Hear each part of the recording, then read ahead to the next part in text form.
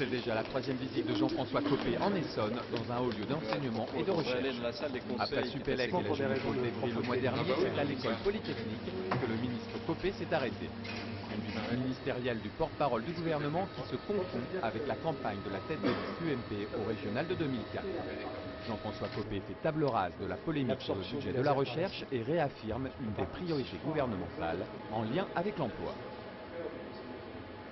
Il y a eu un peu de désinformation. Alors, je veux vous redire ici que le Premier ministre a été très clair pour dire que les gels, les mises en réserve de crédits nécessaires l'année dernière par rapport aux engagements européens ne concernent pas la recherche. Donc, les choses de ce point de vue maintenant sont tout à fait claires et donc les crédits vont en réalité être plutôt en augmentation par rapport à ce qu'ils étaient l'année précédente. On a eu un peu trop tendance à s'obnubiler sur les créations de postes au lieu de regarder la réalité des choses, et la réalité des choses c'est qu'il y a besoin de nouer des liens beaucoup plus forts entre la recherche publique et la recherche privée, de liens avec l'université, et que tout ça doit former un tout et une dynamique forte, et c'est ça qu'on veut faire maintenant.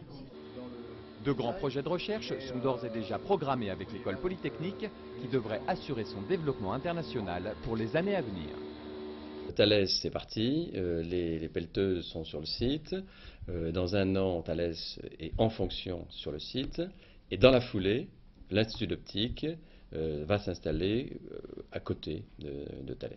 Ça, c'est les deux grands projets, je dirais. C'est plus des projets, puisque ce sont les décisions sont prises. La synergie entre institutions publiques de recherche et entreprises de haute technologie est le credo actuel du gouvernement. C'est dans cette optique que le partenariat entre l'IX, grande multinationale, et CAPS, la communauté d'agglomération du plateau de Saclay, propriétaire d'une partie des terrains de Polytechnique, monte en puissance.